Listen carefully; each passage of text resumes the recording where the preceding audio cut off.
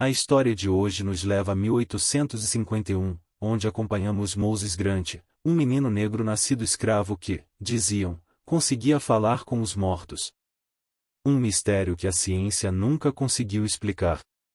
Esta é uma história perturbadora e intensa, enraizada no medo, no silêncio e em perguntas sem resposta.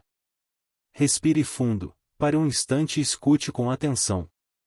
Antes de começarmos, não se esqueça de se inscrever no canal e escrever nos comentários de qual cidade e país você está ouvindo. Sua participação ajuda a manter essas histórias na memória, em vez de deixá-las esquecidas. Vamos começar.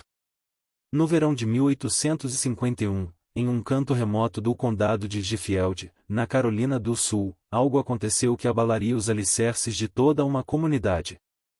Algo que os médicos não conseguiam explicar. Algo que os pregadores se recusavam a aceitar, algo que os ricos proprietários de plantações da região tentavam desesperadamente enterrar junto com os corpos daqueles que o haviam testemunhado.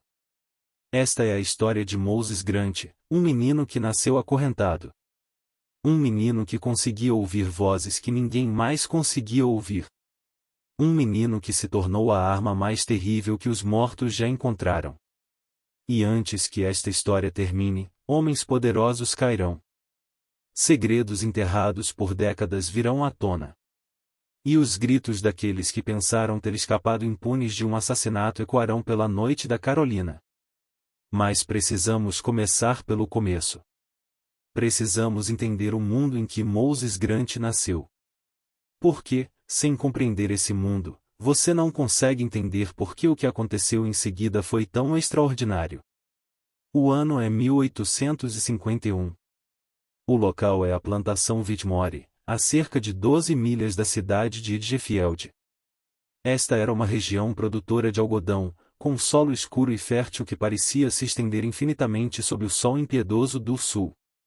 O tipo de terra que enriqueceu os homens além da imaginação.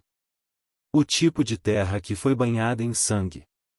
A plantação Whitmore abrangia quase 3.000 acres. Pertencia a um homem chamado Cornelius James Whitmore, a terceira geração da família Whitmore a trabalhar esta terra. Seu avô havia desmatado as primeiras árvores em 1792. Seu pai expandiu a operação, comprando fazendas vizinhas durante o pânico econômico de 1819, e o próprio Cornelius transformou a plantação em uma das operações mais lucrativas de todo o distrito de Sheffield. Em 1851, Cornelius Whitmore possuía 237 seres humanos escravizados. 237 homens, mulheres e crianças que acordaram antes do amanhecer e trabalharam até que seus corpos não aguentassem mais. 237 pessoas que não tinham direitos legais, nenhuma proteção, nenhuma esperança de liberdade. Entre essas 237 pessoas estava uma mulher chamada Abigail Grant. Abigail tinha 28 anos em 1851. Ela havia nascido nessa mesma plantação, assim como sua mãe antes dela. Ela trabalhava nos campos durante a época de plantio e colheita e na casa principal durante os meses de inverno. Entre os outros escravizados, ela era conhecida como uma mulher quieta, cautelosa, que mantinha a cabeça baixa e os pensamentos reservados. Mas Abigail Grant guardava um segredo que a mantinha acordada na maioria das noites. Um segredo que fazia suas mãos tremerem quando os supervisores se aproximavam demais. Um segredo que ela guardou com todas as suas forças durante 11 anos. Seu filho Moisés era diferente. Moses Grant nasceu em 14 de março de 1840. Foi um parto difícil. Abigail trabalhou por quase 18 horas na cabine apertada que dividia com outras 4 mulheres. O médico da plantação não foi chamado. Esperava-se que as mulheres escravizadas dessem à luz seus filhos apenas com a ajuda de outras mulheres escravizadas. A assistência médica era reservada para complicações que ameaçassem danificar a propriedade do Senhor. Quando Moisés finalmente veio ao mundo, pouco antes da meia-noite, ele não chorou. A parteira, uma mulher mais velha chamada Cora, que já havia ajudado a trazer ao mundo mais de 100 bebês naquela plantação, ergueu o recém-nascido e esperou. Nada. Ela o virou de costas e deu um tapinha em suas costas. Ainda nada. Abigail, exausta e aterrorizada, estendeu a mão para o filho, e no instante em que seus dedos tocaram sua pele, Moisés abriu os olhos e olhou diretamente para a mãe. Não era o olhar desfocado de um recém-nascido, mas um olhar claro e perspicaz que fez Cora dar um passo para trás. Ele continuou sem chorar. Mais tarde, Cora diria às outras mulheres nos aposentos que nunca tinha visto nada parecido. A maioria dos bebês vem ao mundo gritando. Este veio ao mundo observando, como se já estivesse vendo algo que os outros não conseguiam enxergar. Durante os 2 primeiros anos de sua vida, Moisés parecia uma criança como qualquer outra nascida nos alojamentos. Ele aprendeu a andar. Ele aprendeu a falar algumas palavras. Passaram seus cavalos adiante. Ele chorava quando estava com fome e ria quando Abigail lhe fazia cócegas na barriga. Mas quando Moisés completou 3 anos, as coisas começaram a mudar. Começou pequeno. Moisés costumava sentar-se num canto da cabana e conversar com o vazio. Abigail presumia que ele tinha um amigo imaginário, como algumas crianças fazem.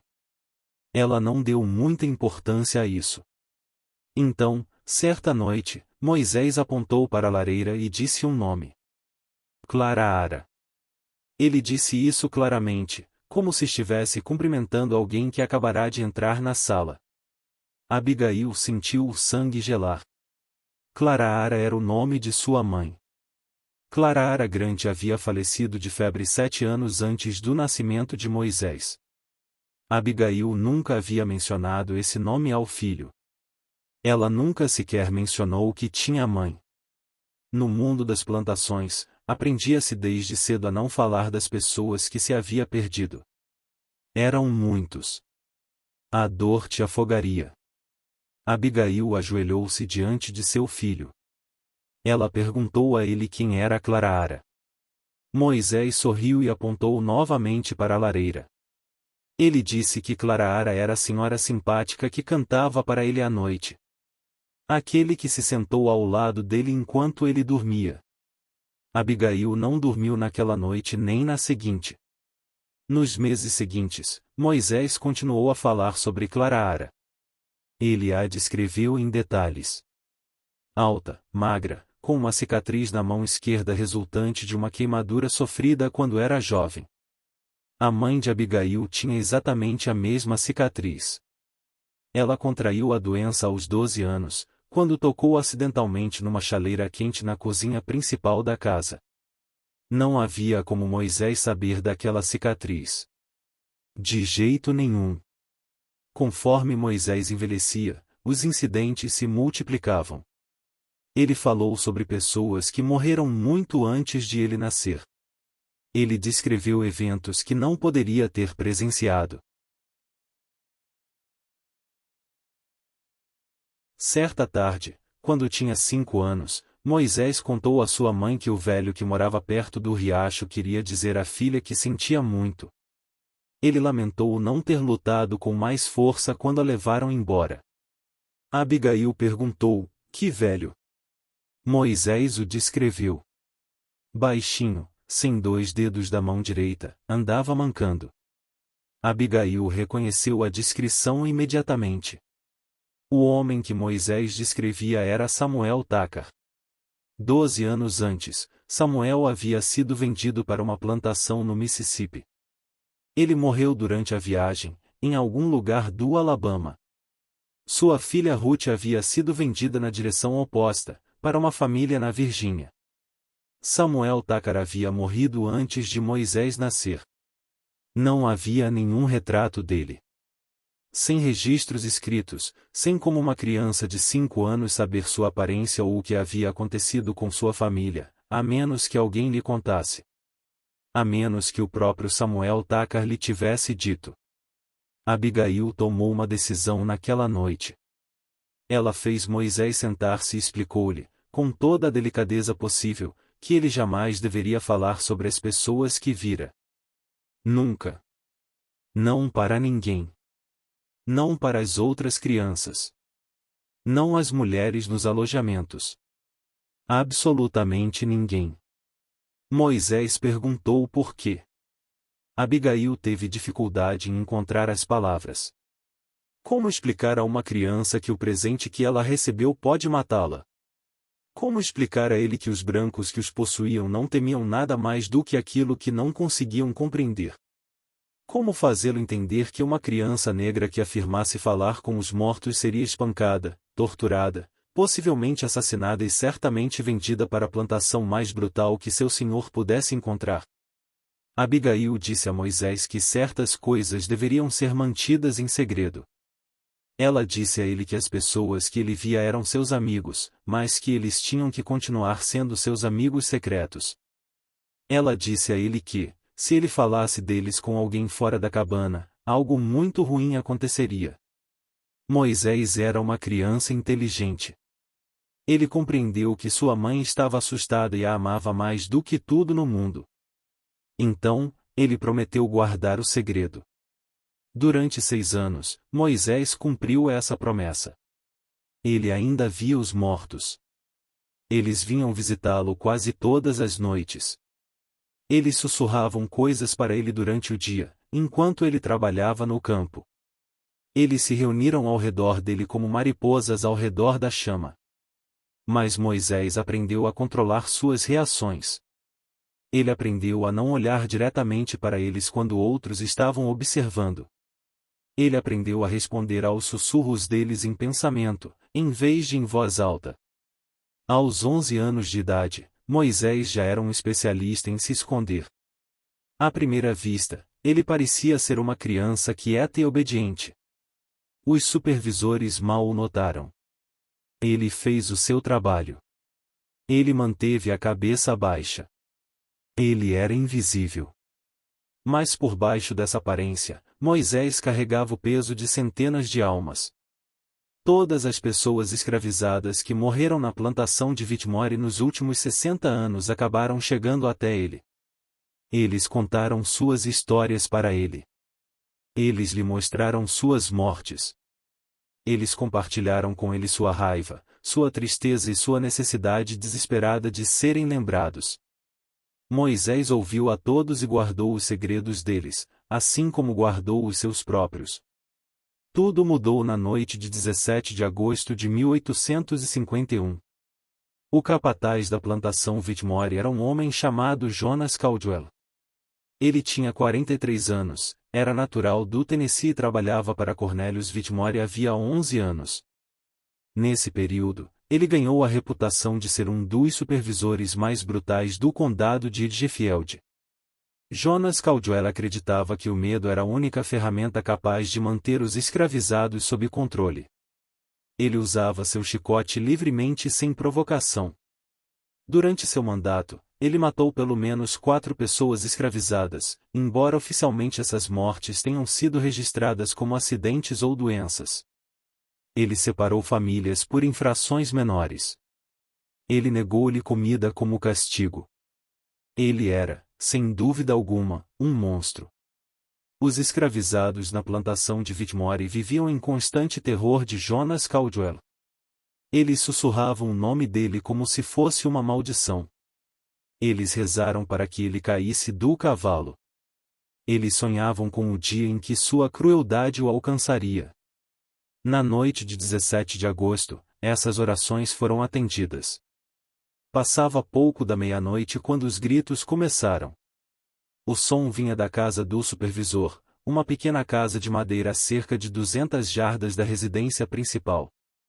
O grito era cru e primitivo, o tipo de som que um homem emite quando se depara com algo além da sua compreensão. Vários homens escravizados foram os primeiros a chegar à cabana. Eles encontraram a porta aberta. Lá dentro, Jonas Caldwell estava deitado no chão em frente à lareira. Ele estava morto. Não havia sangue, nenhum sinal de violência, nenhuma causa óbvia de morte. Jonas Caldwell simplesmente ficou ali deitado, com os olhos arregalados e o rosto congelado numa expressão de terror absoluto. Sua boca ainda estava aberta pelo grito final que lhe escapou da garganta. Os outros supervisores chegaram em poucos minutos. Eles examinaram o corpo. Eles revistaram a cabana. Eles não encontraram nada. Nenhuma arma, nenhum sinal de luta, nenhum indício do que havia acontecido.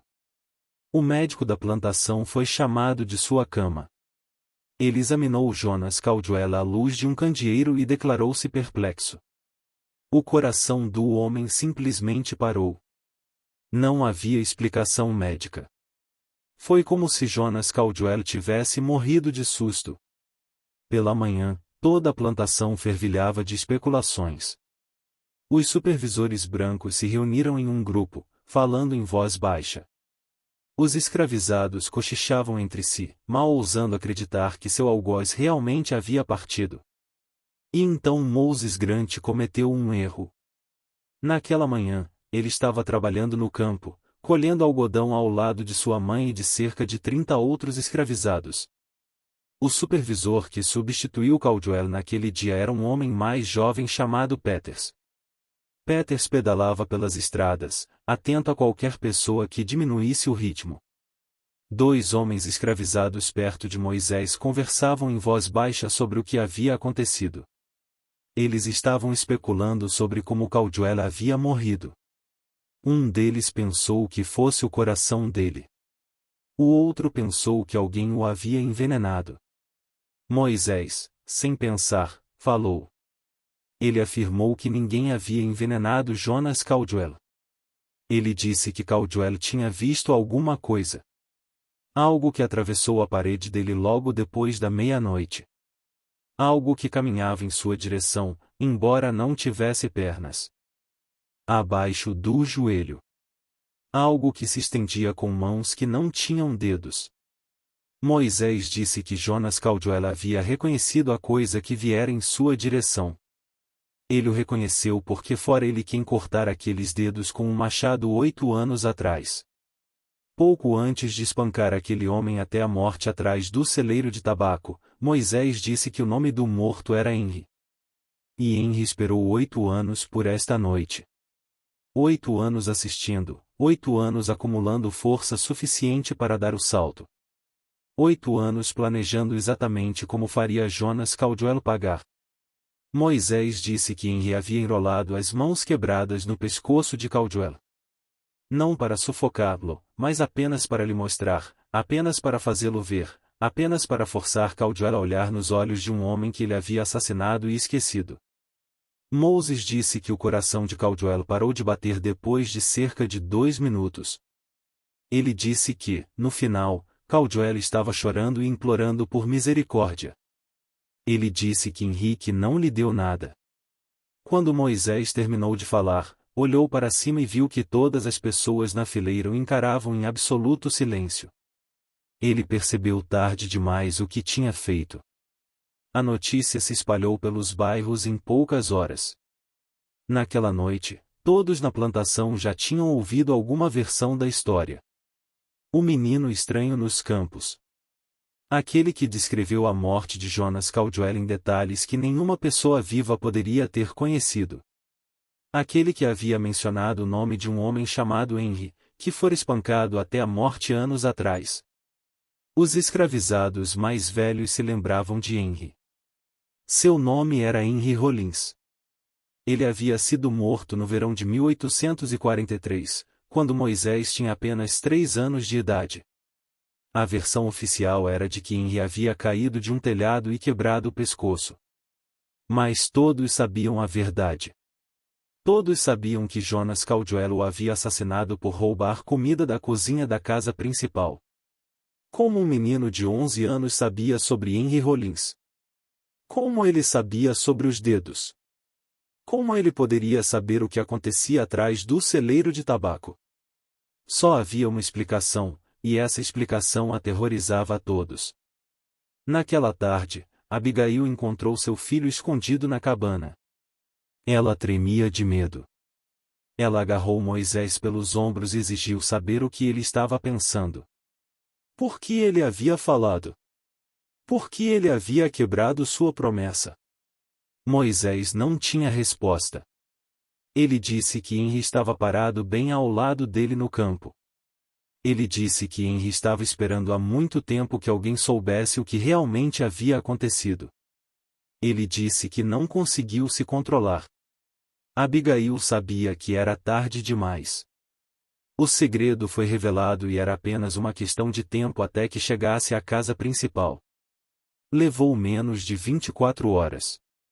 Cornelius Whitmore ouviu a história de um de seus empregados domésticos na manhã de 19 de agosto. A princípio, ele descartou a ideia como uma superstição tola. A população escravizada sempre inventava histórias sobre espíritos, maldições e coisas que faziam barulho na calada da noite. Fazia parte da cultura deles, parte da maneira que encontravam para dar sentido ao mundo brutal em que viviam. Mas algo naquela história em particular o incomodava.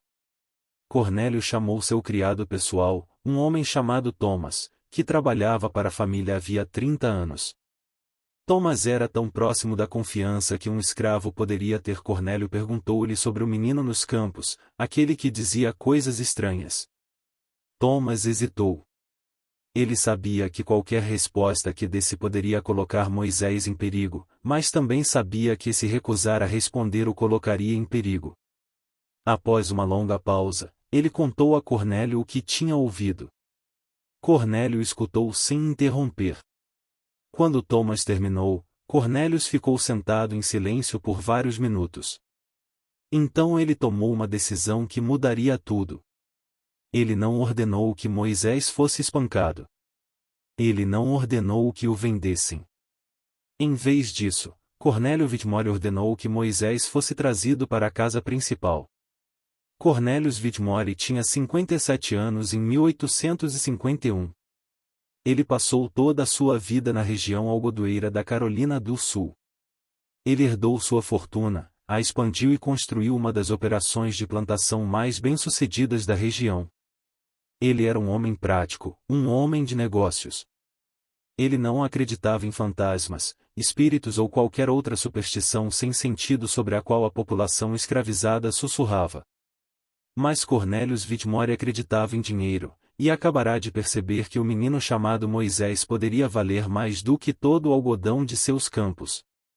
O movimento espiritualista vem se espalhando pelos Estados Unidos há 3 anos.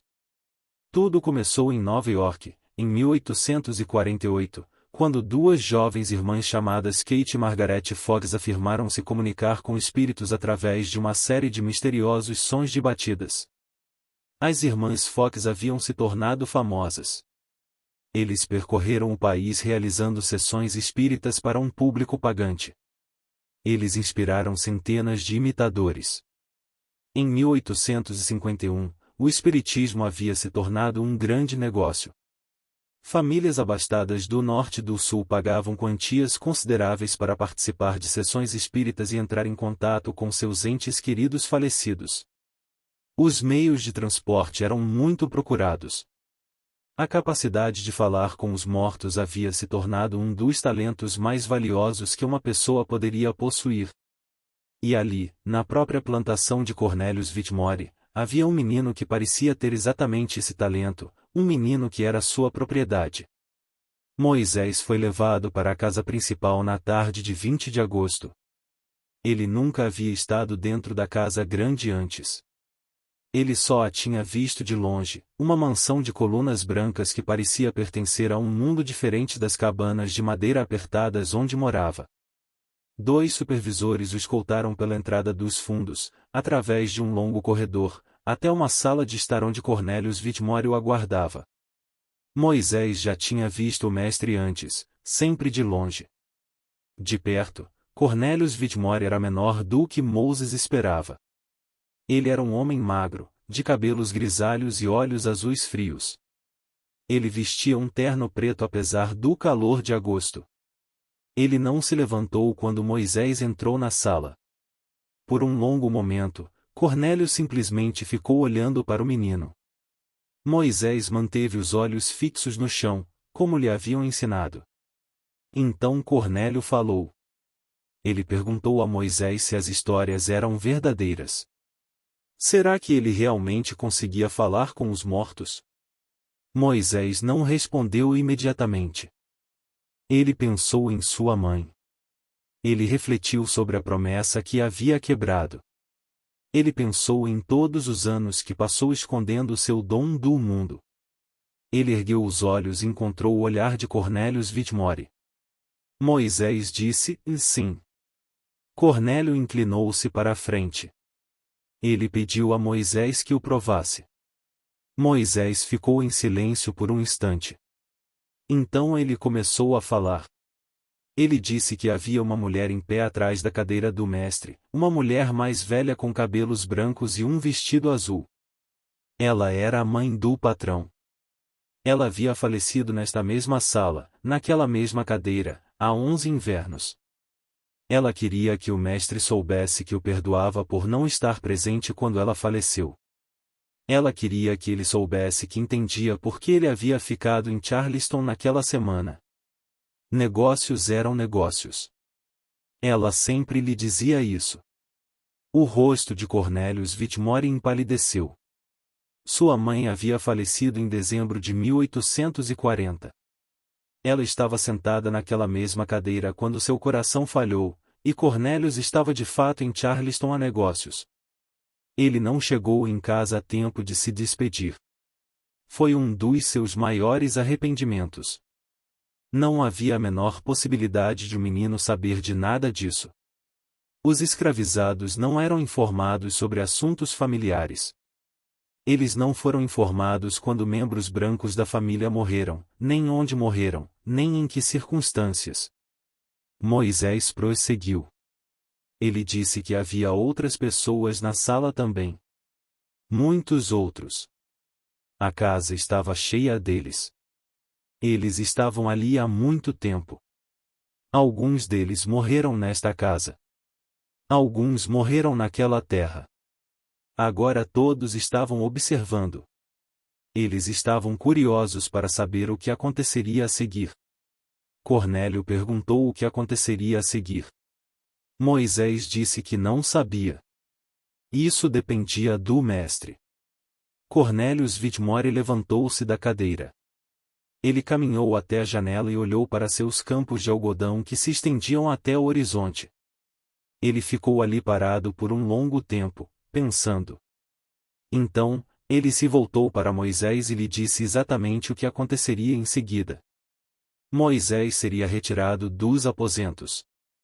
Ele receberia um quarto na ala dos criados da casa principal. Ele receberia a comida melhor. Ele não trabalharia mais nos campos. Em troca, Moisés faria exatamente o que Cornélio lhe ordenasse. Moisés perguntou o que o mestre queria que ele fizesse. Cornélio sorriu. Não era um sorriso amigável. Ele queria que Moisés falasse com os mortos. Em 2 semanas, a notícia se espalhou por todo o condado de Sheffield de que Cornelius Whitmore havia adquirido algo extraordinário. Um jovem escravizado que conseguia se comunicar com espíritos, um médium genuíno, uma linha direta com o outro lado. Cornélio teve cuidado na forma como apresentou essa informação. Ele não publicou anúncios em jornais. Ele não contratou um promotor. Em vez disso, ele deixou que a história se espalhasse pelas redes sociais da aristocracia do Sul. Uma palavra dita aqui durante um jantar. Uma dica dada durante uma reunião de negócios. Na primeira semana de setembro, os pedidos começaram a chegar em grande número. A senhora Caroline Ashford, do condado de Barvell, havia perdido o marido para a febre na primavera anterior. Ela estava desesperada para saber se ele a havia perdoado pela última discussão. Ela ofereceu $50 por uma sessão particular com o menino. O juiz Harrison Poole, do condado de Akin, tinha um filho que havia morrido em um acidente de caça 3 anos antes. Ele pagaria $100 para falar com ele mais uma vez. A família Patterson, de Augusta, Geórgia, perdeu toda a sua fortuna com a falência de um banco. O patriarca da família havia falecido antes de revelar onde havia escondido sua reserva de emergência. Eles pagariam $500 por qualquer informação que o garoto pudesse fornecer. Cornelius Whitmore aceitou todos eles. A primeira sessão espírita oficial foi realizada em 15 de setembro de 1851. A cliente foi a senhora Caroline Ashford. Ela chegou à plantação de Whitmore em uma carruagem preta, vestida com trajes matinais e segurando um lenço nas mãos trêmulas. Cornélio a acompanhou até uma pequena sala no segundo andar da casa principal. O quarto havia sido preparado de acordo com as especificações de Cornélios. Cortinas pesadas bloqueavam o sol da tarde. A única iluminação era fornecida por velas. Uma mesa redonda estava localizada no centro da sala, com 3 cadeiras dispostas ao redor dela. Moisés já estava sentado à mesa quando a senhora Ashford entrou. Ela parou ao vê-lo. Independentemente do que ela estivesse esperando, não era isso. Não era uma criança, nem um menino negro de roupas comuns, olhando para ela com olhos que pareciam muito velhos para o seu rosto. A senhora Ashford sentou-se em frente a Moisés. Cornélio sentou-se na terceira cadeira, pronto para observar e intervir se necessário. O que aconteceu a seguir seria assunto de conversa no condado de Giffield por muitos anos. Moisés fechou os olhos. As velas tremeluziam, embora não houvesse brisa no quarto. A temperatura pareceu cair vários graus. Quando Moisés abriu os olhos novamente, a senhora Ashford deu um suspiro de espanto. Mais tarde, ela contaria aos amigos que os olhos do menino haviam mudado. Eles tinham a mesma cor castanha, mas havia algo diferente neles, algo que não pertencia mais ao menino. Moisés falou, mas a voz que saiu de sua boca não era sua própria. Era uma voz mais grave, mais rouca, a voz de um homem que passará anos fumando charutos e bebendo uísque. A voz disse o nome de Caroline. A senhora Ashford começou a chorar. A voz disse que não havia nada a perdoar. A discussão não importava. Isso nunca importou. O que importava era que eles se amavam há 23 anos. O que importava era que ela estivesse ao lado dele quando ele morreu. O que importava era que ela o veria novamente algum dia. A voz disse que William estava em paz. Ele também queria que Caroline estivesse em paz. A senhora Ashford soluçava incontrolavelmente. Ela fez pergunta após pergunta. Onde William havia escondido a escritura da propriedade em Charleston? O que ela deve fazer em relação às dívidas de jogo do filho? Será que William sabia que ela visitava seu túmulo todos os domingos? A voz respondeu a todas as perguntas. Sabia detalhes que nenhum estranho poderia saber. Fazia referência a conversas privadas. Mencionava incidentes que haviam ocorrido anos atrás. Falava com a intimidade de um marido dirigindo-se à sua esposa. Após cerca de 30 minutos, Moisés estremeceu e curvou-se para a frente na cadeira. Quando ele ergueu os olhos, eles voltaram a ser seus. A voz desapareceu. A senhora Ashford olhou para ele fixamente por um longo momento. Então ela se levantou, deu a volta na mesa e se ajoelhou ao lado da cadeira do menino. Ela pegou suas pequenas mãos nas suas. Ela agradeceu-lhe. Ela disse a ele que ele lhe havia dado o maior presente que ela já receberá. Ela disse a ele que jamais esqueceria o que ele havia feito por ela. Então ela se levantou, recompôs-se e desceu as escadas para pagar a Cornelius Whitmore seus $50. As sessões espíritas continuaram durante setembro e outubro. A notícia se espalhou. Chegaram mais clientes. Os preços subiram. No final de outubro, Cornélios estava cobrando $200 por sessão e ainda tinha uma lista de espera que se estendia até o ano seguinte. Moisés realizava essas sessões 3 ou 4 vezes por semana. Cada vez que fechava os olhos, permitia que os mortos falassem através dele. Cada vez que ele fazia isso, canalizava vozes que sabiam coisas que nenhuma pessoa viva poderia saber. Cada vez que ele saía, seus clientes brancos e ricos choravam de tristeza e gratidão. Mas outra coisa também estava acontecendo. Algo que Cornelius Whitmore não percebeu porque estava muito ocupado contando seu dinheiro. Moisés estava mudando. Cada vez que se abria aos espíritos, absorvia um pouco deles. Cada vez que ele canalizava uma voz do outro lado, absorvia algumas de suas memórias, suas emoções, seus assuntos inacabados. E nem todos os espíritos que vieram a Moisés eram entes queridos de clientes brancos ricos. À noite, depois que as sessões espíritas terminavam e os clientes iam para casa, outros espíritos vinham a Moisés em seu pequeno quarto na ala dos criados. Esses não eram os espíritos dos donos de plantações e comerciantes. Esses eram os espíritos dos escravizados, dos esquecidos, dos assassinados. Eles esperavam há décadas que alguém os ouvisse. E agora, finalmente, eles haviam encontrado sua voz. Um velho chamado Salomão vinha visitar Moisés quase todas as noites. Salomão havia morrido de tanto trabalhar nesta mesma plantação em 1819. Ele desmaiou nos campos de algodão durante a época da colheita, e o capataz se recusou a deixar que alguém parasse de trabalhar para ajudá-lo. Ele jazia ali na terra, morrendo lentamente, enquanto as pessoas que amava eram obrigadas a passar por cima de seu corpo e continuar colhendo algodão. Uma jovem chamada Pérola apareceu a Moisés durante tempestades. Ela se afogou no riacho atrás do celeiro de tabaco em 1836. Ela tinha 16 anos. O filho do patrão a atacou, e ela não conseguia conviver com o que havia acontecido. Ela entrou na água em uma manhã de domingo enquanto todos os outros estavam na reunião de oração.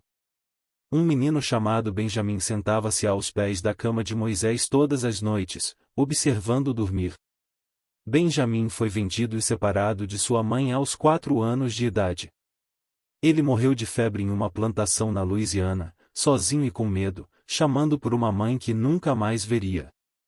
Eram dezenas, centenas deles, espíritos que remontavam a 60 anos atrás. Todas as pessoas escravizadas que viveram, sofreram e morreram nas terras de Whitmore. Todas as almas que as famílias brancas usaram, descartaram e esqueceram. Eles contaram suas histórias a Moisés. Eles lhe mostraram suas mortes. Eles compartilharam com ele as injustiças que haviam sofrido. E eles lhe pediram algo em troca. Eles lhe pediram justiça. Moisés ouviu. Ele absorveu. Ele se lembrou. E lentamente, no profundo silêncio de seu pequeno quarto, ele começou a entender o que tinha que fazer. Os mortos tinham sido pacientes. Eles esperaram anos, décadas, gerações por este momento. Eles viram seus assassinos envelhecerem e prosperarem. Eles viram seus filhos e netos serem vendidos, dispersos e esquecidos. Eles tinham assistido enquanto as famílias brancas que os haviam destruído construíam mansões, davam festas e fingiam que tudo estava bem. Finalmente, eles haviam encontrado o instrumento. Moisés ia dar-lhes a devida vingança. Mas primeiro ele precisava esperar. Ele precisava ser paciente, assim como eles haviam sido pacientes. Ele precisava construir uma relação de confiança com Cornelius Whitmore. Ele precisava conhecer mais famílias brancas ricas da região. Ele precisava descobrir os segredos deles. Ele precisava entender exatamente quem tinha feito o que a quem. Porque, quando chegou a hora, Moisés não queria cometer nenhum erro. Quando chegasse a hora, todos os culpados pagariam. Em novembro de 1851, Moses Grant havia se tornado o fenômeno mais comentado na região costeira da Carolina do Sul. As histórias sobre o menino que falava com os mortos se espalharam muito além do condado de Edgefield. Famílias ricas da Geórgia, Carolina do Norte e até mesmo da Virgínia escreviam cartas para Cornelius Whitmore, implorando por audiências. Alguns ofereceram somas extraordinárias. Um proprietário de plantação de savana ofereceu-se para trocar 5 trabalhadores rurais de primeira linha por uma única sessão privada. Cornelius Whitmore nunca tinha sido tão feliz. Em apenas 3 meses, Moisés gerou mais renda do que uma colheita inteira de algodão. E, ao contrário do algodão, Moisés não precisou plantar, usar fertilizantes ou um exército de trabalhadores para colher a safra. Tudo o que Cornélios precisava fazer era agendar as consultas e recolher o dinheiro. Mas Cornélio cometeu um erro crucial. Ele via Moisés como uma ferramenta, um objeto que por acaso possuía uma habilidade notável. Ele nunca parou para considerar que Moisés pudesse ter seus próprios planos.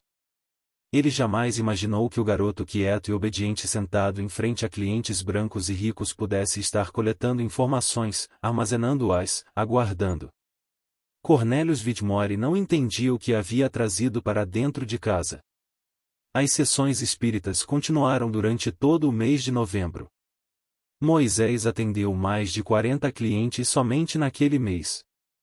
Ele canalizava os espíritos de maridos e esposas falecidos, filhos e pais falecidos, sócios de negócios falecidos e velhos amigos.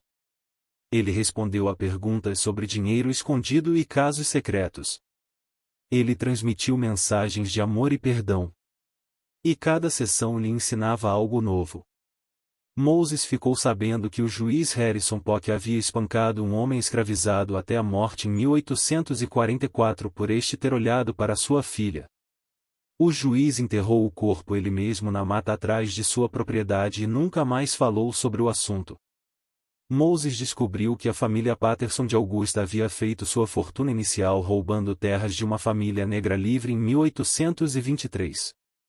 Eles falsificaram documentos, subornaram funcionários e expulsaram a família de sua propriedade sob a mira de armas.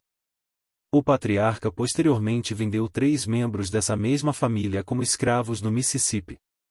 Moses descobriu que o amado marido da senhora Caroline Ashford, aquele de quem ela sentia tanta falta, havia tido 7 filhos com mulheres escravizadas em sua plantação. Ele havia vendido todas aquelas crianças antes que elas completassem 10 anos. Ele nunca contou para a esposa. Ela nunca havia perguntado. Os mortos contaram tudo a Moisés. Os espíritos dos escravizados que testemunharam esses crimes vinham a ele noite após noite, compartilhando seus testemunhos. Eles tinham visto que as famílias brancas faziam a portas fechadas. Eles tinham presenciado os assassinatos, os estupros e os roubos. Eles não tinham poder para impedir nada disso. Eles morreram carregando esses segredos consigo. Agora, finalmente, eles podiam falar. Moisés guardou tudo dentro de si. Ele arquivou todas as informações, todos os nomes, todas as datas, todos os locais. Ele estava construindo algo, um registro de crimes que remontavam a décadas, um catálogo de horrores que as famílias brancas ricas da região haviam cometido e esquecido. Ele estava construindo uma arma. Chegou dezembro e com ele a época social. As famílias proprietárias das plantações organizavam festas, bailes e jantares. Eles visitaram as propriedades um do outro. Eles ostentavam sua riqueza e seu status. E cada vez mais falavam sobre o menino extraordinário da plantação Vidmore. Cornélio deleitava-se com a atenção. Ele ficou famoso por associação. Outros proprietários de plantações passaram a tratá-lo com um novo respeito. Eles queriam saber o segredo dele. Eles queriam saber como ele havia encontrado uma propriedade tão valiosa. Cornélio disse-lhes que era simplesmente boa sorte, providência divina. Ele fora abençoado com um menino que conseguia falar com os mortos, e era generoso o suficiente para compartilhar essa bênção com seus amigos e vizinhos, mediante pagamento, é claro. O evento mais importante da temporada social era o encontro anual de Natal na plantação Harrington. Os Harringtons eram uma das famílias mais antigas e ricas do condado de Sheffield. Eles estiveram entre os primeiros colonizadores ingleses da região, chegando em 1732. Ao longo das gerações, acumularam mais de 10.000 acres de terras agrícolas de primeira qualidade e quase 500 pessoas escravizadas. O patriarca da época era um homem chamado Edmund Harrington. Ele tinha 63 anos e controlava mais riqueza do que qualquer outro indivíduo no condado. Sua palavra era lei na sociedade de Edgefield. Sua aprovação poderia definir a reputação de uma família. Sua desaprovação poderia destruí-lo. Edmund Harrington tinha se mostrado cético em relação às histórias sobre Moses Grant. Ele era um homem prático, não dado a superstições ou entusiasmo religioso. Ele havia descartado a mania do espiritismo como uma tolice do norte, inadequada para cavalheiros sensatos do sul. Mas com sua esposa Margareta a história era diferente. Margareta Harrington tinha 58 anos e era profundamente religiosa. Ela frequentava a igreja todos os domingos, sem falta. Ela lia a Bíblia todas as manhãs antes do café da manhã e nunca se recuperou da morte de sua irmã Ruth, que havia falecido 15 anos antes em circunstâncias misteriosas. Ruth estava visitando a plantação de Harrington no verão de 1836 quando, repentinamente, adoeceu. Os médicos disseram que era a febre. Ela morreu em menos de uma semana. Margareta ficou devastada. Ela e Ruth eram inseparáveis desde a infância. Perdê-la foi como perder uma parte de si mesma. Durante 15 anos, Margareta rezou pedindo algum sinal de que Ruth estava em paz, alguma indicação de que sua irmã a estava protegendo do céu, algum consolo em sua dor. Quando ouviu falar do menino que conseguia falar com os mortos, Margareta soube que precisava conhecê-lo. Ela implorou ao marido que convidasse os Whitmores para sua festa de Natal. Ela implorou que ele marcasse uma sessão particular com o menino. Edmundo resistiu a princípio, mas amava sua esposa e não conseguia negar-lhe nada. Ele enviou uma carta a Cornelius Whitmore. O convite chegou à plantação de Whitmore em 15 de dezembro. Cornélio ficou radiante. Um convite para a festa de Natal dos Harrington era sinal de altíssima distinção social. Significava que ele realmente havia chegado lá. Isso significava que a família Whitmore agora era considerada parte da elite do condado. O fato de o convite vir acompanhado de um pedido para que Moisés realizasse uma sessão espírita só tornou tudo ainda melhor. Edmund Harrington estava oferecendo $500 por uma sessão particular. $500 a mais do que Cornélio jamais havia cobrado antes. Cornélio aceitou imediatamente. Moisés soube da próxima sessão espírita no dia 16 de dezembro. Cornélio chamou-o ao escritório e explicou a situação. Em uma semana, eles viajariam para a plantação de Harrington. Moisés se apresentaria para a família mais importante do condado. Essa era a chance dele provar o seu valor. Essa era a chance dele de deixar Cornélio orgulhoso. Moisés assentiu com a cabeça e disse: "E sim, senhor", como sempre fazia. Mas por dentro, algo estava mudando. Moisés já tinha ouvido o nome Harrington antes. Ele ouvirá isso dos espíritos que o visitavam à noite. Os mortos lhe haviam contado coisas sobre a família Harrington. Coisas terríveis. Moisés estava à espera de uma oportunidade. Finalmente, havia chegado. A família Whitmore chegou à plantação Harrington em 22 de dezembro de 1851. A propriedade era ainda maior e mais impressionante do que a propriedade dos Whitmore. A casa principal era uma enorme mansão em estilo neoclássico grego com 12 colunas brancas na fachada. Servos escravizados, trajando uniformes iguais, aguardavam nos degraus para receber os convidados que chegavam. Moisés foi trazido pela entrada dos fundos, como era apropriado para uma pessoa escravizada. Ele foi levado para um pequeno quarto nos aposentos dos criados, onde esperaria até ser necessário. A reunião de Natal estava programada para durar 3 dias. Haveria jantares, bailes e caçadas. A sessão espírita estava marcada para a noite de 23 de dezembro. Após o jantar, Margareta Harrington solicitou uma sessão privada com a presença apenas dela, de seu marido e de Cornelius Whitmore. Moisés passou o dia 23 de dezembro em seu pequeno quarto, esperando. Mas ele não estava sozinho. Os espíritos da plantação Harrington encontraram no momento em que ele chegou. Eles estavam esperando por alguém como ele há muito tempo. Eles contaram tudo para ele. Eles lhe contaram sobre a mulher escravizada chamada Ruth, que trabalhava na cozinha da casa principal. Não a Ruth irmã de Margareta, mas uma Ruth diferente. Uma mulher negra que havia sido comprada pela família Harrington em 1834. Essa Ruth era linda e tinha 20 anos quando chegou à plantação. Alta e elegante, com maçãs do rosto proeminentes e olhos castanhos profundos. Ela havia atraído a atenção de Edmund Harrington desde o primeiro dia. Edmund Harrington forçou Ruth a ter relações sexuais repetidamente durante os 2 anos seguintes. Sua esposa, Margareta, não sabia de nada. Ou talvez ela tenha escolhido não saber de nada. De qualquer forma, Ruth sofreu em silêncio, como se esperava que as mulheres escravizadas fizessem. No verão de 1836, Ruth descobriu que estava grávida. Ela tentou esconder isso. Ela usava roupas largas. Ela trabalhou mais do que nunca, na esperança de que ninguém percebesse.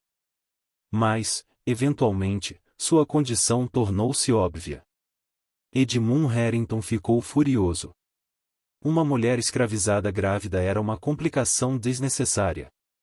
Se a criança se parecesse muito com ele, começariam a surgir perguntas. Sua reputação ficaria prejudicada.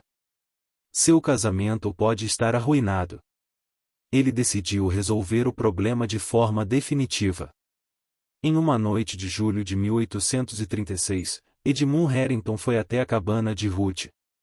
Ele disse para ela ir com ele. Ele a conduziu até o riacho atrás do celeiro de tabaco e lá, na escuridão, segurou sua cabeça debaixo d'água até que ela parasse de se debater. Ele enterrou o corpo dela em uma cova rasa nas proximidades. Ele contou aos outros escravizados que Ruth havia fugido. Ele afixou cartazes nos condados vizinhos, oferecendo uma recompensa por sua captura. Ele representou o papel do proprietário lesado. Ninguém jamais encontrou Ruth. Ninguém jamais soube o que tinha acontecido com ela até agora. Os espíritos disseram a Moisés mais uma coisa. Algo que lhe fez gelar o sangue. A irmã de Margareta Harrington, uma mulher branca chamada Ruth, chegou à plantação apenas 3 dias depois do desaparecimento da escravizada Ruth. Ela estava desconfiada. Ela havia feito perguntas. Ela havia encontrado a sepultura recente perto do riacho. Ela confrontou o cunhado.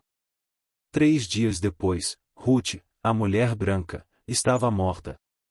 Os médicos chamaram isso de febre. Mas os espíritos sabiam mais.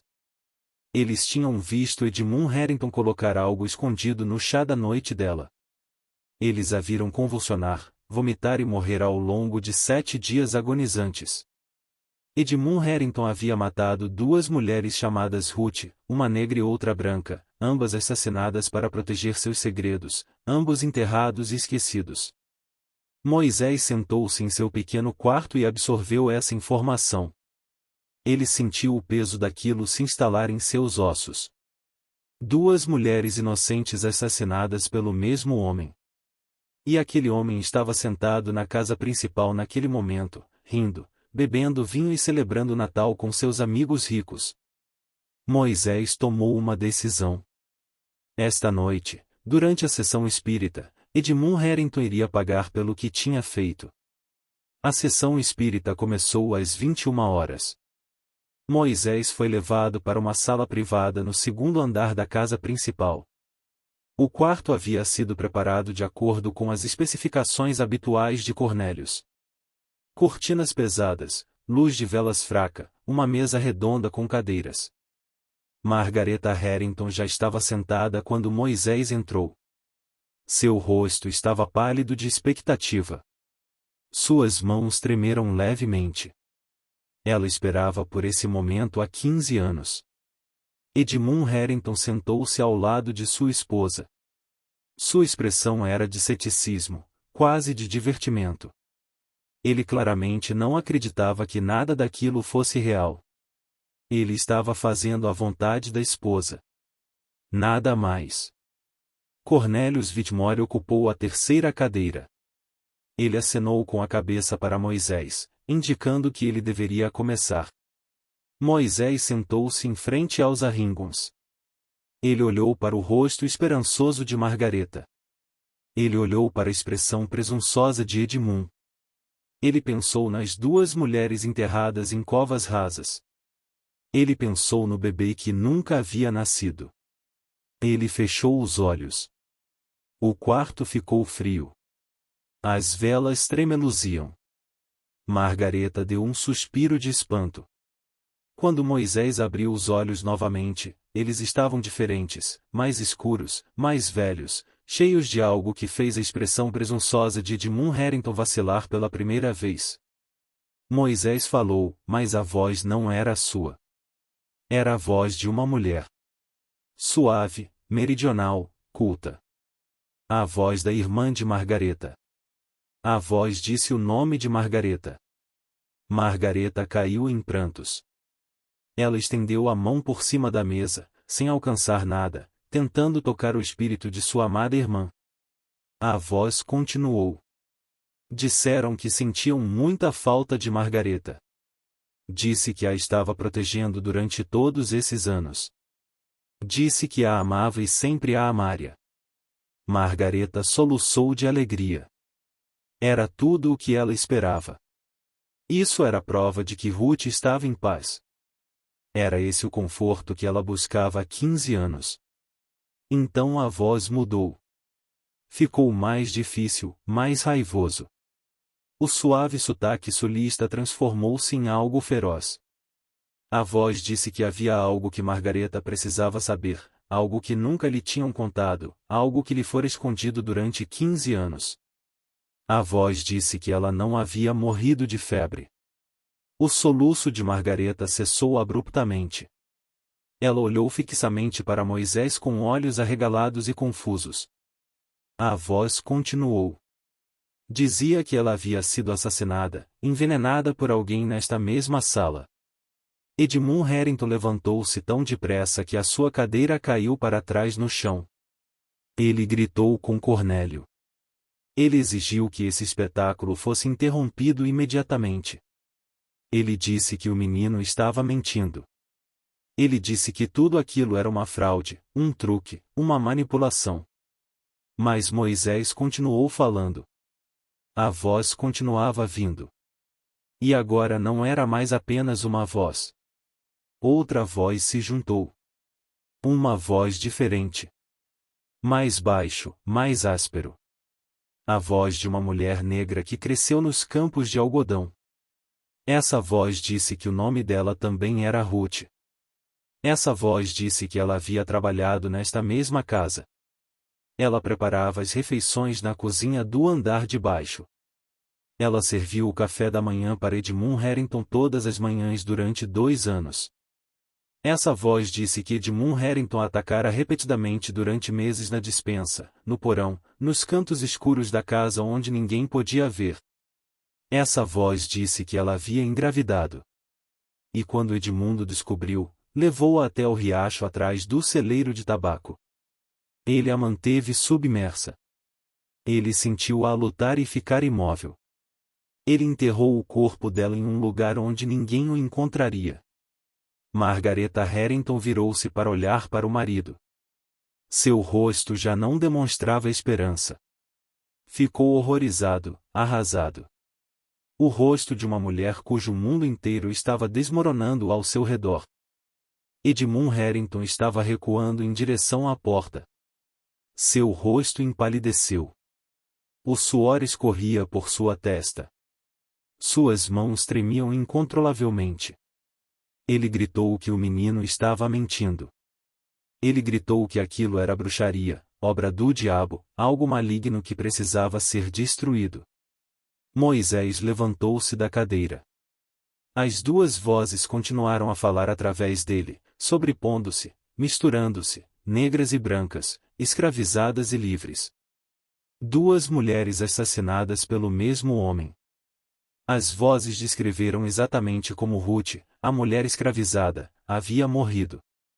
Eles descreveram a sensação de mãos empurrando sua cabeça para baixo da água. Eles descreveram a sensação de queimação em seus pulmões enquanto ela lutava para respirar. Eles descreveram o momento em que tudo ficou escuro.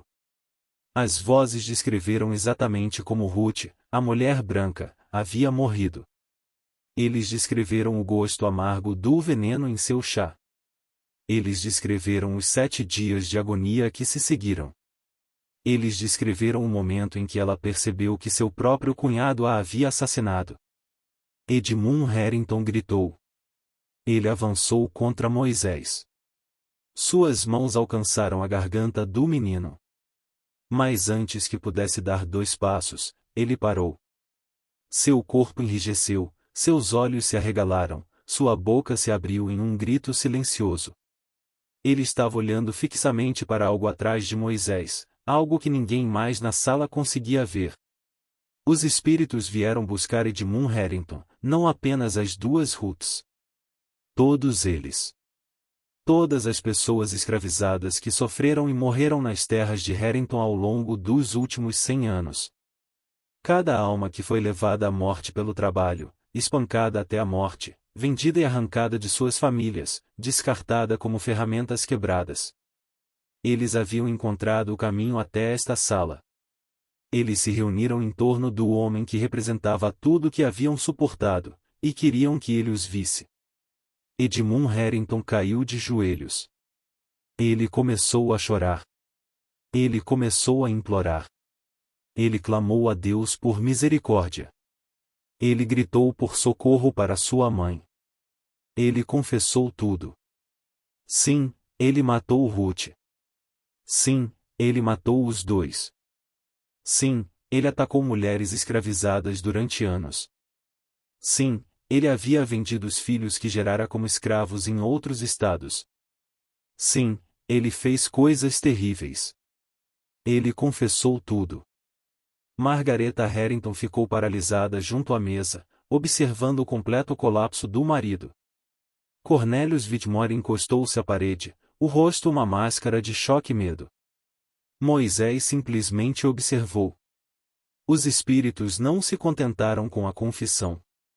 Eles queriam mais. Eles queriam que Edmund Harrington sentisse o que suas vítimas haviam sentido. Eles queriam que ele experimentasse o terror, a dor e o desamparo que havia infligido a tantos outros. Eles começaram a mostrar-lhe. Edmund Harrington gritou novamente. Dessa vez o grito foi diferente. Era o grito de um homem sendo dilacerado por dentro. O grito de um homem cuja mente estava sendo inundada por 100 anos de sofrimento. Ele desabou no chão. Seu corpo se contraiu em convulsões. Apareceu espuma nos cantos da sua boca. Seus olhos reviraram até que apenas a parte branca ficasse visível. Após cerca de 3 minutos, ele parou de se mexer. Edmund Harrington estava morto. A sala estava silenciosa, exceto pela respiração ofegante de Margareta. Ela estava de pé sobre o corpo do marido, olhando para o homem que amara por 40 anos, o homem que assassinara sua irmã, o homem que atacara mulheres escravizadas. O homem que escondeu uma vida inteira de maldade por trás de uma fachada de riqueza e respeitabilidade. Ela não chorou. Ela não gritou. Ela simplesmente ficou ali parada, processando a destruição de tudo em que havia acreditado. Cornelius Whitmore foi o primeiro a se mudar. Ele agarrou Moisés pelo braço e o arrastou em direção à porta. Seu rosto estava pálido de terror. Ele acabará de presenciar algo que desafiava qualquer explicação racional. Um homem confessou ter cometido um assassinato e morreu bem na frente dele. Aparentemente, morreu de medo de algo invisível. E Cornélio percebeu subitamente que o rapaz que ele vinha usando para ganhar dinheiro poderia ser algo muito mais perigoso do que jamais imaginara. As horas seguintes foram um caos. Os outros convidados da festa de Natal foram acordados pela comoção. Os médicos foram chamados. O xerife local foi chamado. O corpo de Edmund Harrington foi examinado e reexaminado. A causa oficial da morte foi listada como insuficiência cardíaca súbita. Não havia indícios de crime, veneno ou ferimentos. O homem simplesmente morreu. Mas todos que estiveram naquela sala sabiam a verdade.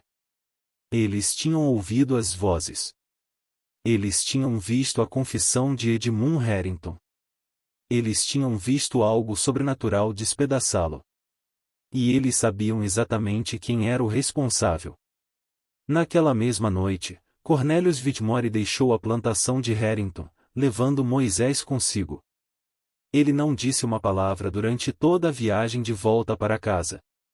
Sua mente estava a mil, tentando processar o que havia acontecido. Por um lado, Edmund Harrington tinha sido um assassino, um estuprador, um homem que merecia qualquer punição que recebesse.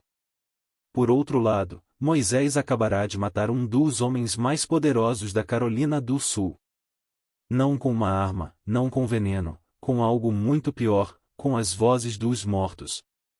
Se a notícia sobre o que realmente aconteceu naquela sala se espalhasse, haveria consequências. As famílias brancas da região não tolerariam um menino escravizado que pudesse expor seus segredos e matá-las. Eles exigiriam que Moisés fosse destruído. Cornélio tinha uma escolha a fazer. Ele poderia tentar proteger sua valiosa propriedade, ou poderia se juntar à multidão inevitável e salvar a si mesmo. Ele não demorou muito para se decidir. Na manhã de 24 de dezembro de 1851, mensagens já haviam sido enviadas para todas as principais plantações do condado de Sheffield. Uma reunião secreta foi convocada para aquela noite. O tema era simples. O que fazer em relação a Moses Grant? A reunião ocorreu na casa do juiz Harrison Poole. O mesmo juiz que, anos antes, havia espancado um homem escravizado até a morte. Mais de 20 dos homens mais ricos do condado estiveram presentes. Eles estavam sentados na sala do juiz, bebendo conhaque e discutindo a ameaça que havia surgido entre eles. A história do que havia acontecido na plantação de Harrington já havia se espalhado. Alguns detalhes foram exagerados, outros foram suprimidos, mas os fatos básicos eram claros. Um jovem escravizado canalizava os espíritos dos mortos. Esses espíritos acusaram Edmund Harrington de assassinato, e Edmund Harrington morreu em consequência disso. Todos os homens naquela sala tinham segredos. Cada um deles havia feito coisas que não gostaria que fossem reveladas. Todos os homens olharam ao redor da sala, imaginando quem seria o próximo. Eles concordaram unanimemente que Moses Grant tinha que ser eliminado. A questão era como. Eles não podiam simplesmente matá-lo de imediato. Haveria perguntas. Cornelius Whitmore poderia discordar.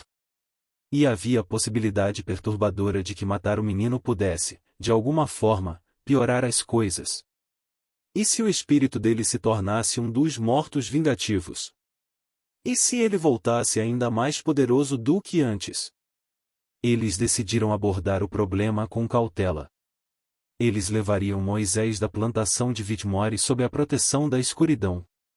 Eles o transportariam para longe do condado de Sheffield.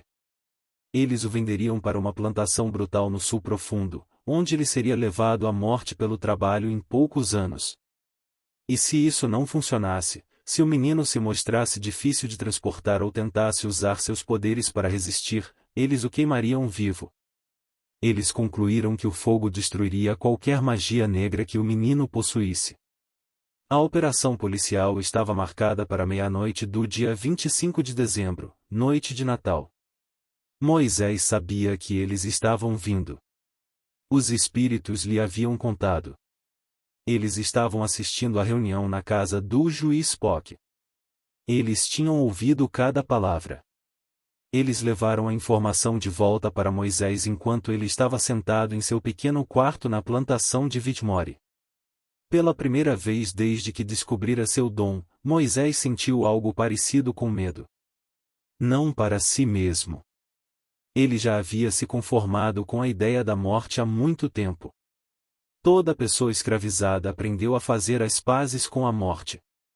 Era a única liberdade com a qual podiam contar. Não, Moisés tinha medo de falhar. Ele temia que os espíritos perdessem a voz justamente quando mais precisassem dela. Ele temia que os homens brancos ricos vencessem novamente, como sempre acontecia. E que todos os segredos que ele havia reunido seriam enterrados com ele. Ele sentou-se na escuridão do seu quarto e esperou. Os espíritos se reuniram ao seu redor, em maior número do que ele jamais vira antes. Eles lotaram a sala. Eles se espalharam pelo corredor. Eles cobriram os terrenos da plantação como um exército silencioso. Eles esperavam por esse momento há gerações. Eles não deixariam isso passar. O dia de Natal amanheceu frio e cinzento. Uma leve geada cobriu os campos de algodão. Os escravizados receberam o dia de folga, como era a tradição. Eles se reuniam nos alojamentos, preparando refeições especiais, cantando canções e tentando esquecer, por um dia, a brutal realidade de suas vidas. Moisés não se juntou a eles. Ele permaneceu em seu quarto se preparando. Ele pensou em sua mãe. Abigail tinha sido enviada para trabalhar em uma parte distante da plantação semanas atrás, supostamente para ajudar com as tarefas de inverno. Mas Moisés conhecia o verdadeiro motivo. Cornélio queria separá-los. Ele queria ter certeza de que Abigail não pudesse interferir nas apresentações de Moisés. Moisés não via sua mãe havia quase um mês. Ele se perguntava se algum dia a veria novamente. Ele refletiu sobre os anos que passou escondendo seu domingo. Todas as vozes que ele havia silenciado. Todas as histórias que ele guardava dentro de si. Ele tinha sido tão cuidadoso, tão obediente, tão medroso. Ele não tinha mais medo. Ao cair da noite de Natal, Moisés saiu do quarto e enfrentou o ar frio de dezembro. Ele caminhou pelos jardins da casa principal. Ele passou pelos anexos nos galpões de armazenamento. Ele caminhou em direção aos alojamentos onde viviam os escravizados. Os espíritos caminhavam com ele. Quando Moisés chegou aos aposentos, a notícia de que algo estava acontecendo já havia se espalhado.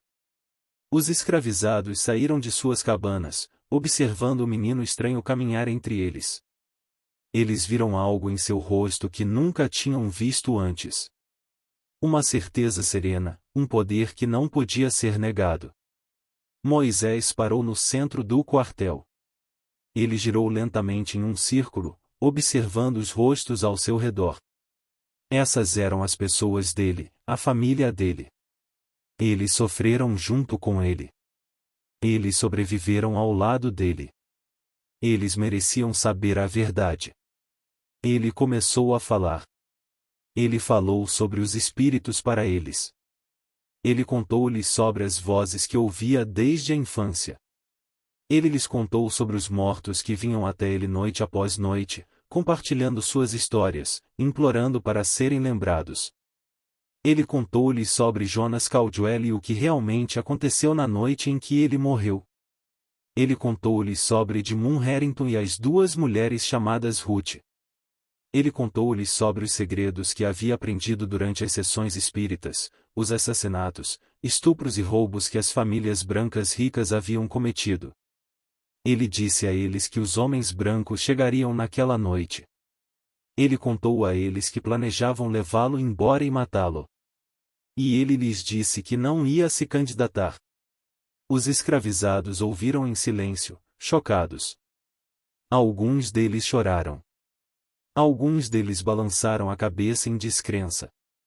Alguns deles olharam em volta nervosamente, com medo de que os supervisores estivessem ouvindo. Mas nenhum deles foi embora. Nenhum deles foi embora. Eles permaneceram ao lado de Moisés na fria escuridão de dezembro, aguardando para ver o que aconteceria a seguir. Eles não tiveram que esperar muito. Pouco antes da meia-noite, o som de cascos ecoou pela plantação. Ao longe, tochas surgiram, movendo-se em direção aos alojamentos. Os homens brancos haviam chegado. Eram cerca de 30.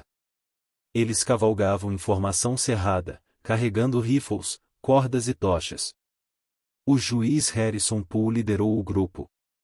Cornelius Whitmore cavalgava ao lado dele, com o rosto contraído de medo e vergonha. Eles esperavam encontrar Moisés sozinho em seu quarto. Eles esperavam arrastá-lo para fora silenciosamente enquanto os outros escravizados dormiam. Eles não esperavam resistência.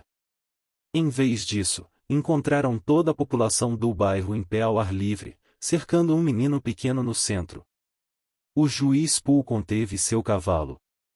Ele observou a cena com olhar frio. Ele exigiu que Moses Grant se apresentasse imediatamente. Ninguém se mexeu. O juiz reiterou sua exigência. Ele advertiu que qualquer pessoa que interferisse seria severamente punida. Ele disse que isso não era da conta deles. Ele afirmou que Moisés havia cometido crimes contra as famílias brancas da região e que deveria ser levado à justiça. Mesmo assim, ninguém se mexeu. A paciência do juiz se esgotou. Ele ordenou que seus homens desmontassem e levassem o menino à força. 20 homens brancos armados começaram a caminhar em direção à multidão de pessoas escravizadas. Eles carregavam seus rifles em posição de prontidão. Eles esperavam que a multidão se dispersasse. Eles esperavam medo e submissão. O mesmo medo e submissão em que eles se apoiaram por gerações. Moisés deu um passo à frente. Ele caminhou pela multidão até ficar sozinho, de frente para os homens brancos que se aproximavam. Ele tinha 11 anos de idade. Ele era pequeno, magro e estava desarmado. Sob todas as perspectivas lógicas, ele era completamente impotente. Mas Moses Grant não estava sozinho. O ar ao seu redor começou a cintilar. A temperatura caiu tão drasticamente que a respiração dos homens brancos se transformou em neblina. As tochas que carregavam oscilavam e perdiam o brilho, suas chamas lutando contra um frio que nada tinha a ver com a noite de inverno. E então os mortos apareceram. Eles surgiram da escuridão um a um a princípio, depois em grupos, e por fim, em ondas. Os espíritos de cada pessoa escravizada que morreu nas terras de Whitmore. Os espíritos daqueles que foram assassinados foram levados à morte pelo trabalho, vendidos, destruídos. Eles emergiram da terra onde seus ossos haviam sido espalhados. Eles emergiram das sombras onde suas memórias haviam sido esquecidas. Eram centenas, homens, mulheres e crianças, jovens e idosos. Alguns carregavam as marcas da morte, os ferimentos e cicatrizes que lhes haviam posto fim. Outros apareceram como haviam sido em momentos de paz, fortes, íntegros e intactos. Eles cercaram Moisés como um exército se reúne em torno de seu general. Eles encararam os homens brancos com olhos que ardiam com 100 anos de fúria. Os homens brancos pararam de andar. O rosto do juiz Harrison Poole empalideceu. Suas mãos começaram a tremer. Ele encarava o fantasma do homem que havia espancado até a morte em 1844. O homem o encarava de volta com uma expressão de infinita paciência. Cornelius Whitmore caiu do cavalo. Ele recuou cambaleando na terra, gritando enquanto os espíritos de todos que haviam morrido em suas terras se moviam em sua direção. Os outros homens brancos se dispersaram e fugiram. Eles largaram suas tochas e rifles e fugiram para a escuridão. Seus cavalos dispararam, aumentando o caos. Em poucos minutos, a operação cuidadosamente organizada se transformou em puro terror. Apenas o juiz Poole permaneceu imóvel, incapaz de desviar o olhar do fantasma que estava diante dele. Moisés caminhou em direção ao juiz. Os espíritos se separaram para deixá-lo passar. Ele parou bem em frente ao cavalo do juiz Poole e olhou para o homem que planejava matá-lo. Moisés falou com sua própria voz, clara, calma e convicta. Ele disse ao juiz que os mortos estavam cansados de esperar. Ele lhe disse que os segredos enterrados por todo o condado seriam revelados. Ele lhe disse que cada assassinato, cada estupro, cada crueldade cometida pelas famílias brancas seria revelada. Ele disse ao juiz que poderia se candidatar. Ele poderia vender sua plantação e fugir para outro estado. Ele poderia tentar escapar do passado que havia criado. Mas os mortos o encontrariam. Eles sempre o encontravam, porque os mortos não tinham nada além de tempo. O juiz Harrison Pock olhou nos olhos de Moisés. Ele viu algo ali que o destruiu. Ele viu os rostos de todos a quem já havia prejudicado, encarando-o com absoluta clareza. Ele virou o cavalo e fugiu para a noite. Moisés o observou partir. Então ele se virou para encarar seu povo. Os espíritos começavam a se dissipar, sua energia esgotada pelo esforço da manifestação. Mas antes de desaparecerem completamente, fizeram algo que Moisés não esperava. Eles se curvaram diante dele. Um a um, as centenas de espíritos baixaram a cabeça em gesto de gratidão e respeito. Eles tinham esperado tanto tempo por esta noite. Eles tinham sofrido muito. E finalmente, por meio desse menino, eles tiveram sua voz devolvida. Então eles se foram, e Moisés ficou sozinho com os vivos. O que aconteceu naquela noite mudou tudo. A notícia do ocorrido espalhou-se pela Carolina do Sul em poucos dias. A história crescia a cada vez que era contada. Algumas versões afirmavam que Moisés havia invocado demônios do inferno. Outros disseram que ele havia invocado a ira do próprio Deus, mas todas as versões concordavam nos fatos essenciais. Os homens brancos ricos do condado de Sheffield vieram para destruir um menino, e algo os impediu. O juiz Harrison Poole foi encontrado morto em seu escritório 3 dias depois. A causa oficial foi insuficiência cardíaca. Seu rosto estava congelado em uma expressão de terror. Cornelius Whitmore vendeu a plantação Whitmore em menos de um mês. Ele se mudou para o Texas e nunca mais voltou para a Carolina do Sul. Ele nunca mais falou de Moses Grant. Diversas outras famílias da região venderam discretamente suas propriedades e se mudaram. Eles não ofereceram nenhuma explicação. Eles simplesmente foram embora, como se estivessem fugindo de algo que não conseguiam nomear. Após aquela noite de Natal, Moses Grant desapareceu dos registros históricos. Não há documentos que indiquem o que aconteceu com ele. Não há registro do nome dele nos livros de plantação. Ele simplesmente desapareceu, assim como tantos outros escravizados naquela época. Mas os relatos orais contam uma história diferente. De acordo com os relatos transmitidos por gerações de famílias negras na região costeira da Carolina do Sul, Moses Grant não desapareceu. Ele escapou. Ele seguiu para o norte pela ferrovia subterrânea, guiado pelos espíritos daqueles que haviam percorrido a rota antes dele. Algumas versões dizem que ele se estabeleceu na Filadélfia, onde viveu como um homem livre até a Guerra Civil. Outros dizem que ele continuou para o norte, até o Canadá, onde a escravidão não o alcançaria. Algumas versões dizem que ele continuou a ouvir as vozes dos mortos ao longo de sua vida. Dizem que ele usou seu dom para ajudar outros escravos fugitivos a encontrar o caminho para a liberdade. Dizem que os espíritos o guiaram por territórios perigosos, o alertaram sobre caçadores de escravos e o conduziram a casas seguras onde pessoas benevolentes o esconderiam. O que é certo é que os eventos de dezembro de 1851 tiveram um impacto duradouro no condado de Sheffield. As famílias brancas ricas nunca recuperaram completamente sua sensação de invulnerabilidade.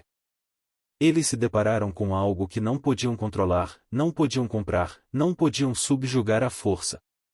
Eles foram forçados a encarar o peso acumulado de seus crimes e aprenderam que os mortos não esquecem. A história de Moses Grant sobreviveu porque as pessoas que testemunharam aquela noite de Natal se recusaram a deixá-la morrer. Eles transmitiram esse conhecimento aos seus filhos, que o transmitiram aos filhos deles, que o transmitiram aos seus filhos. Tornou-se uma história de esperança, uma história de resistência, uma história que provou que até mesmo os mais impotentes entre nós podem encontrar uma maneira de revidar. A lição de Moses Grant é simples, mas profunda. Não se pode enterrar a verdade para sempre. Não se pode silenciar todas as vozes. Você não pode escapar das consequências de seus atos. Não importa quanto poder você tenha ou quantas gerações passem, os mortos se lembram e, mais cedo ou mais tarde, encontram uma maneira de se expressar. Moses Grant nasceu acorrentado em 1840. Ele era considerado propriedade perante a lei, valendo apenas o que seu trabalho pudesse produzir. Ele não tinha direitos, não tinha respaldo legal, não tinha qualquer tipo de proteção. Mas Moses Grant possuía algo que seus escravizadores jamais poderiam lhe tirar. Ele tinha um domingo. Ele tinha uma ligação com aqueles que vieram antes dele. Ele ouvia as vozes dos ancestrais sussurrando em seu ouvido, compartilhando suas histórias, exigindo serem ouvidas. E quando chegou o momento, Moses Grant usou esse dom para derrubar os muros do silêncio que protegeram o mal por gerações. Ele tinha 11 anos de idade. Ele foi escravizado. Ele era apenas uma criança. E ele mudou tudo.